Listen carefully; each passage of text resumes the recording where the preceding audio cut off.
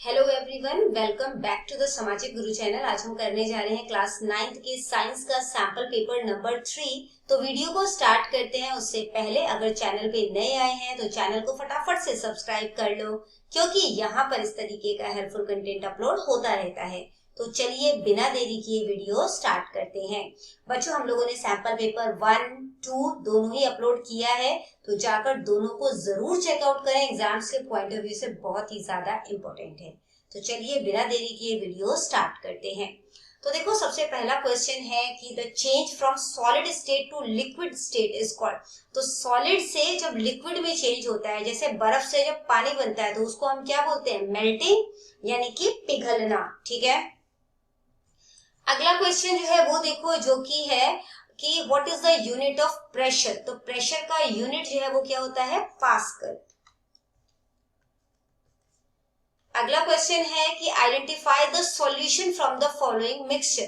तो जो इन मिक्सचर में से सॉल्यूशन कौन सा है वो आपने फाइंड आउट करना है। तो आंसर है सोडा वाटर। ठीक है, सोडा पानी।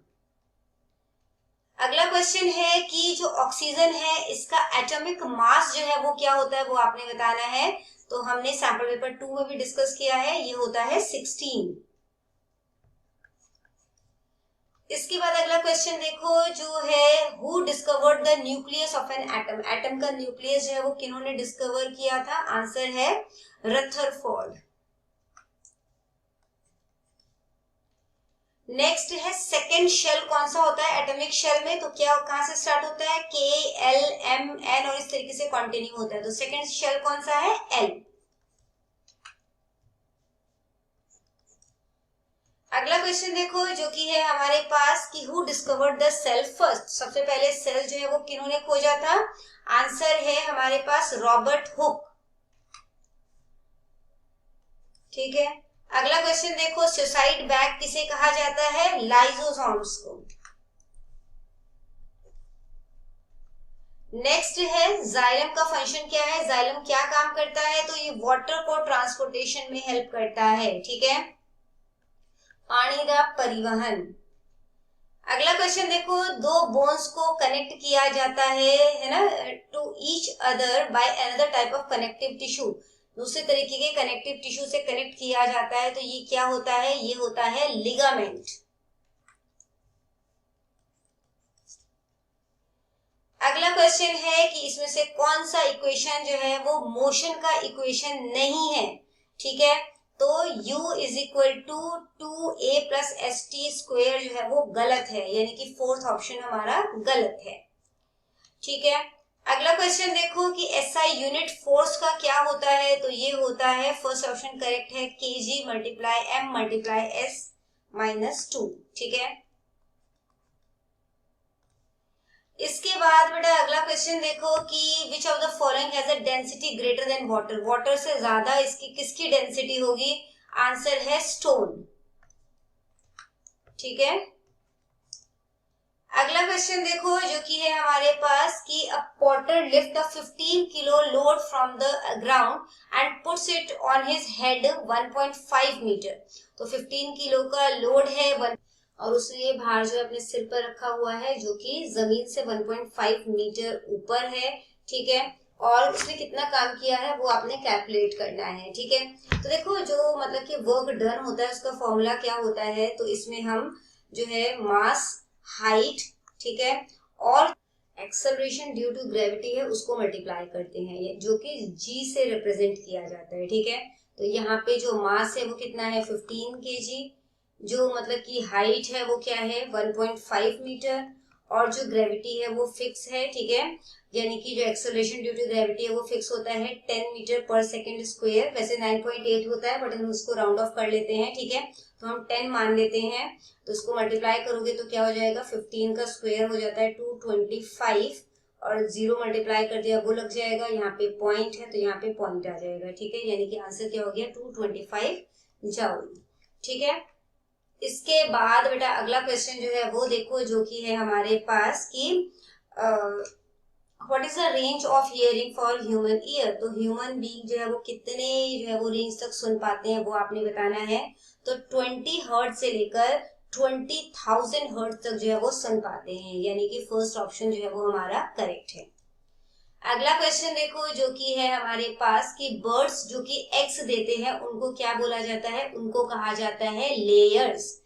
कैसे याद रखोगे, बर्ड्स एग ले करते हैं, ठीक है, तो इनको लेयर्स कहा जाता है, ठीक है।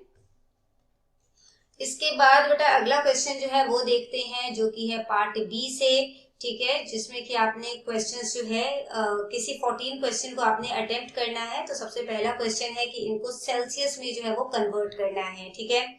तो केल्विन को सेल्सियस में कन्वर्ट करने के लिए क्या करते हैं, 273 से माइनस कर दोगे, तो 300 में से 273 माइनस करोगे तो आंसर क्या आ जाएगा, 27 डिग्री सेल्सियस। इसी तरीके से 573 केल्विन है, उसमें से 273 माइनस कर दो तो आंसर आ जाएगा 300 डिग्री सेल्सियस, ठीक है। अगला क्वेश्चन देखो, what type of cloth should we wear in summer, हमें गर्मियों में किस तरीके के कपड़े पहनने चाहिए वो पूछा गया है हमसे। तो हमें गर्मियों में जो है वो कॉटन के कपड़े पहनने चाहिए। कॉटन के कपड़े जो है पसीने को इजीली एब्जॉर्ब कर लेते हैं, ठीक है, और जो है मतलब हमारी बॉडी को ठंडा रखते हैं। अगला क्वेश्चन है हमारे पास, होमोजीनियस और हेट्रोजीनियस मिक्सचर को आपने एक्सप्लेन करना है विद एग्जांपल। तो होमोजीनियस मिक्सचर, ये क्वेश्चन हम जो है सैंपल पेपर 1 और 2 दोनों में ही डिस्कस कर चुके हैं, ठीक है, तो इसको यहाँ पर जो है वो छोड़ देते हैं, वीडियो ऑलरेडी बहुत ज्यादा लेंथी हो गई है। अगला क्वेश्चन है, केमिकल फॉर्मूला बताना है कैल्शियम सोडियम ऑक्साइड और एल्यूमिनियम क्लोराइड का। तो सोडियम ऑक्साइड जो है इसका जो फॉर्मूला है, केमिकल फॉर्मूला, वो क्या होता है, Na2O, ठीक है, और जो हमारे पास एल्यूमिनियम क्लोराइड है इसका फॉर्मूला होता है AlCl3, ठीक है, ऐसे लिखोगे AlCl3, ठीक। अगला क्वेश्चन है, what are the limitations of J Thomson's model of the atom. तो एटम का जो जे थॉमसन मॉडल है उसकी क्या क्या सीमाएं हैं, यानी जो कमियां हैं वो आपने बताना है। तो जो थॉमसन का एटॉमिक मॉडल है वो न्यूक्लियस के प्रेजेंस को एक्सप्लेन करने में फेल रहा है। इसने जो है Thomson atomic model fail to explain position of electrons के पोजीशन को भी नहीं बता पाया, और इसके अलावा इसका कोई एक्सपेरिमेंटल एविडेंस जो है, मतलब ऐसा नहीं है, कोई एविडेंस नहीं है जो कि इस एटॉमिक मॉडल को सपोर्ट करता हो, ठीक है। इसके बाद अगला क्वेश्चन देखो, who discovered the cell and how, किसने डिस्कवर किया सेल को और कैसे डिस्कवर किया, ये भी हम कर चुके हैं, ठीक है, सैंपल पेपर 1 और 2 में। अगला है लाइसोसोम जो है उसको सुसाइड बैग क्यों कहा जाता है, ये क्वेश्चन भी हम डिस्कस कर चुके हैं। तो जो क्वेश्चन हम डिस्कस कर चुके हैं वो यहाँ पर नहीं करेंगे, ठीक है, बट अगर आप आंसर चाहते हैं तो आंसर जब वो साथ साथ ही आपको दिया गया है, ठीक है। इसके बाद अगला देखो, टिश्यू क्या होते हैं वो आपने बताना है। तो टिश्यू देख लेते हैं क्या होते हैं। तो group of cells similar in structure, तो वो मतलब कि सेल के ग्रुप जो कि एक जैसे, मतलब कि स्ट्रक्चर उनका एक जैसा होता है, एक साथ मिलके काम करते हैं, उन्हें टिश्यू कहते हैं, जैसे ब्लड, जाइलम, फोलम और मसल्स, ठीक है। अगला क्वेश्चन देखो कि आपने जो है वो डिस्टेंस टाइम ग्राफ जो है यूनिफॉर्म और नॉन यूनिफॉर्म मोशन के लिए वो बताना है। तो ये भी हम क्वेश्चन सैंपल पेपर 1 और 2 दोनों में ही डिस्कस कर चुके हैं। अगला क्वेश्चन देखो कि फ्री फॉल क्या होता है। तो fall of an object toward earth due to earth's gravitational pull is known as free fall. तो जब कोई ऑब्जेक्ट जो है वो अर्थ की ग्रेविटेशन पुल की वजह से जो है वो गिरता है, उसको फ्री फॉल कहते हैं, ठीक है। अगला क्वेश्चन देखो कि काइनेटिक एनर्जी ऑब्जेक्ट का क्या होता है, उसका फॉर्मूला क्या है, ये क्वेश्चन भी हम कर चुके हैं। इसके बाद है हमारे पास क्वेश्चन की एक लैंप है जो कि 1000 जूल ऑफ इलेक्ट्रिकल एनर्जी जो है वो कंज्यूम करता है 10 सेकेंड में। तो पावर जो है वो हमें फाइंड आउट करना है। तो पावर के लिए फॉर्मूला क्या होता है, W/T, ठीक है। तो यानी कि जो कंज्यूम्ड इलेक्ट्रिकल एनर्जी है वो कितनी है, 1000 जूल। तो 1000 लिख दिए, टाइम क्या है 10, कटिंग कर दोगे 0 से 0 कैंसिल हो जाएगा, तो आंसर जो है वो क्या हो जाएगा 100 वॉट, ठीक है।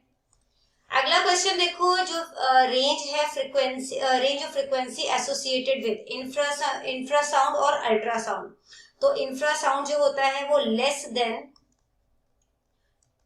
20 हर्ट्ज होता है, और जो अल्ट्रासाउंड होता है वो मोर देन 20,000 हर्ट्ज होता है, ठीक है, 20,000 हर्ट्ज। पंजाबी मीडियम में भी आंसर जो है वो देख लो बच्चे। तो यहाँ पर जो है वो आपको दिया गया है आंसर, ठीक है। अगला क्वेश्चन देखो जो कि है what management practices are common in dairy and poultry farming. तो कौन से कॉमन प्रैक्टिसेस जो है वो यहाँ पर किए जाते हैं। तो ये जो है वो वेल डिजाइन होते हैं, हाइजीनिक शेल्टर होते हैं, मतलब साफ सफाई का ध्यान रखा जाता है, प्रॉपर न्यूट्रिशन जो है वो मतलब दिया जाता है। इसके अलावा जो एनिमल्स हैं इनके पास, या जो मतलब कि बर्ड्स हैं, उनको बीमारियों से बचाने के लिए भी काम करते हैं। अगला है फिश को कैसे ऑब्टेन किया जाता है, ठीक है, कैसे पाया जाता है। तो fisheries, capturing fisheries from natural resources, जैसे नदी वगैरह से जो है मछलियों को पकड़ लेना, या फिश फार्मिंग के थ्रू, ठीक है। अगला क्वेश्चन देखो कि where are protein synthesize inside the cell, तो सेल के अंदर प्रोटीन जो है उसका वो कहाँ पे सिंथेसाइज होता है, तो आंसर है राइबोसोम्स में, ठीक है। इसके बाद पार्ट सी स्टार्ट हो जाता है, किसी भी 7 क्वेश्चन को आपने अटेम्प्ट करना है, ठीक है। तो क्वेश्चन है हमारे पास, why are we able to sip hot tea और milk faster from a saucer rather than a cup, तो सॉसर से हम इजीली जो है वो हॉट टी या मिल्क पी पाते हैं, कप के बजाय, ऐसा क्यों होता है, ठीक है। तो देखो टी और milk has larger surface area, तो in saucer for evaporation than in a cup, तो सॉसर में जो है, ठीक है, मतलब कि इसके पास जो सरफेस एरिया है वो बड़ा होता है, जिसकी वजह से जल्दी जो है वो ठंडा हो जाता है, ठीक है। Liquid absorb latent heat of vaporization from surrounding during evaporation and makes tea और मिल्क कूलर इन सॉसर, तो सॉसर में जो है वो ये जल्दी ठंडा हो जाएगा, जबकि कप में काफी देर तक जो है ये गर्म रहेगा, ठीक है। अगला क्वेश्चन है, how does the water kept in an earthen pot मटका बिकम कूल ड्यूरिंग समर, ये क्वेश्चन हम सैंपल पेपर 2 में डिस्कस कर चुके हैं। अगला है इलेक्ट्रॉन, प्रोटॉन और न्यूट्रॉन्स की प्रॉपर्टीज जो है वो आपने बतानी है, ठीक है। तो देखो यहाँ पे इसकी प्रॉपर्टीज जो है वो दी गई है, इसका लोकेशन क्या होता है इलेक्ट्रॉन का, न्यूक्लियस के बाहर होते हैं, ठीक है। इस तरीके से पूरी ही प्रॉपर्टीज जो है वो आपने जो है वो करनी है, ठीक है। अगला क्वेश्चन देखो जो कि है हमारे पास कि एमीबा अपना खाना कैसे जो है ऑब्टेन करता है, प्राप्त करता है, ये हम लोग सैंपल पेपर 1 में डिस्कस कर चुके हैं। मास और वेट में क्या अंतर है, ये क्वेश्चन भी हम लोग कर चुके हैं, ठीक है। इसके बाद अगला क्वेश्चन है, using a horizontal force of 200 newton we intend to move a wooden cabinet across a floor at a constant velocity, constant velocity में हम लोग वुडन कैबिनेट को जो है वो मूव कर रहे हैं। What is the friction force that will be exerted on the cabinet, तो कौन सा फ्रिक्शन फोर्स, मतलब कि कितना फ्रिक्शन फोर्स जो है वो कैबिनेट पे लगेगा, वो आपने बताना है, ठीक है। तो यहाँ पर इसका आंसर देखते हैं हम लोग। तो according to Newton's third law of motion there will be equal and opposite force, तो कहते हैं जितना फोर्स लगा रहे हैं उतना ही इक्वल और अपोजिट फोर्स जो है वो भी लगाया जाएगा, तो इस केस में जो है 200 न्यूटन का ही जो है वो कह सकते हैं फोर्स जो है वो लगेगा, ठीक है। अगला क्वेश्चन देखो जो कि है हमारे पास, क्वेश्चन नंबर 24 तक कर लिया हमने, अब 25th देखते हैं, साउंड क्या है और ये कैसे प्रोड्यूस होता है, ये क्वेश्चन हम कर चुके हैं। इसके अलावा जो रिस्पॉन्सिबल फैक्टर्स हैं ये भी हम कर चुके हैं। मैन्यूर और फर्टिलाइजर फील्ड में क्यों इस्तेमाल किए जाते हैं ये देख लेते हैं, ठीक है। तो मैन्यूर और फर्टिलाइजर जो है वो एसेंशियल न्यूट्रिएंट जो है वो सॉइल को देते हैं, जिस वजह से प्लांट की ग्रोथ अच्छी होती है और प्रोडक्शन जो है वो भी बढ़ता है, ठीक है। इसके बाद बेटा पार्ट डी स्टार्ट हो जाता है। सेकेंड क्वेश्चन नंबर 28 का ए पार्ट है कि जो डाल्टन की एटॉमिक थ्योरी है, which postulate of Dalton's atomic theory is the result of the law of conservation of mass, इसको आपने जो है वो एक्सप्लेन करना है, ठीक है। तो देखो एटम्स जो है वो इनडिविजिबल पार्टिकल है, यानी कि ऐसे पार्टिकल है जिनको डिवाइड नहीं किया जा सकता, जिसको ना बनाया जा सकता है ना डिस्ट्रॉय किया जा सकता है केमिकल रिएक्शन के थ्रू, और इसी को law of conservation of mass कहा गया है, ठीक है। बी पार्ट में है कि एटॉमिक मास यूनिट क्या होता है वो आपने बताना है। तो एटॉमिक मास यूनिट जो है वो मास होता है जो कि equal to exactly 1/12 the mass of one atom of carbon, ठीक है। इसके बाद बेटा अगला क्वेश्चन देखो, इस क्वेश्चन में चॉइस है आपको, पोस्टुलेट बताना है डाल्टन्स एटॉमिक थ्योरी का can explain the law of definite proportion, तो जो लॉ ऑफ डेफिनेट प्रोपोर्शन है उसकी थ्योरी जो है, ठीक है, पोस्टुलेट जो है वो एक्सप्लेन करना है आपने। तो यहाँ पर देखो the relative number and kind of atom, तो जो रिलेटिव नंबर है और एटम का काइंड है वो दोनों ही स्थिर होते हैं किसी भी कंपाउंड में, जो कि is the result of the law of definite proportion, जो कि जो डेफिनेट प्रोपोर्शन का लॉ है उसके अकॉर्डिंग काम कर रहा है। इसके बाद है प्लांट सेल और एनिमल सेल में क्या अंतर है, ये क्वेश्चन हम कर चुके हैं। इसके अलावा है कि प्रोकैरियोटिक सेल और जो यूकैरियोटिक सेल है उसमें क्या अंतर है, ये क्वेश्चन भी कर चुके हैं। Difference between simple tissue and complex tissue, ठीक है। तो सिंपल टिश्यू और कॉम्प्लेक्स टिश्यू में क्या अंतर है वो आपने बताना है। तो जो सिंपल टिश्यू होते हैं वो एक ही तरीके के सेल, ठीक है, तो जो सिंपल प्लांट टिश्यू है वो सिर्फ एक ही तरीके के सेल से बने होते हैं, जबकि जो कॉम्प्लेक्स प्लांट टिश्यू होते हैं, कॉम्प्लेक्स का मतलब होता है जटिल, तो जटिल कब हो जाएगा, जब ये एक या एक से ज्यादा सेल से बने होते हैं, ठीक है। तो एग्जाम्पल जो है वो पूछा गया था, तो पैरेंचाइमा जो है वो सिंपल प्लांट टिश्यू है और जाइलम टिश्यू जो है वो कॉम्प्लेक्स प्लांट टिश्यू है, ठीक है। इसके अलावा बेटा अगला क्वेश्चन जो है वो पूछा गया था कि इन तीनों में जो है, देखो यहाँ पर क्वेश्चन जो है वो देख लेते हैं एक बार। Draw a labelled diagram of neuron, तो ये हम लोग ऑलरेडी कर चुके हैं, ठीक है। और इसके अलावा जो है या तो ये क्वेश्चन अटेम्प्ट करना था या अगला, जिसमें कि पेरेंचाइमा, कॉलेंचाइमा और स्कलेंचाइमा में सेल वॉल के बेसिस पर जो है वो डिफरेंस आपने जो है वो बताना है, ठीक है।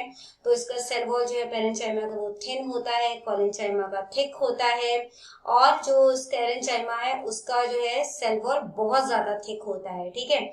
जो सेल वॉल है वो पैक्टिन और सेलुलोज से बने होते हैं, यहाँ पर पैक्टिन और सेलुलोज से बने होते हैं, जबकि यहाँ पे लिग्निन डिपोजिशन से बने होते हैं, ठीक है। इसके अलावा cells have large intermolecular space, यहाँ पे थोड़े मॉलिक्यूलर स्पेस होते हैं, यहाँ पर जो है कोई भी इंटरसेल्युलर स्पेस जो है वो नहीं होता, ठीक है। तो बच्चों करते हैं इस वीडियो को यहीं पे खत्म। आई होप सारे ही क्वेश्चंस आपको बहुत अच्छे तरीके से क्लियर हो गए होंगे। अगर वीडियो पसंद आई तो लाइक जरूर करिए। इसके अलावा सैंपल पेपर 1, 2 एंड 3 तीनों ही सैंपल पेपर को बहुत अच्छे तरीके से रिवाइज करें ताकि आपके एग्जाम जो है वो अच्छे से जा सके। तो मिलते हैं अगले वीडियो में, तब तक के लिए all the best for your exams and bye bye.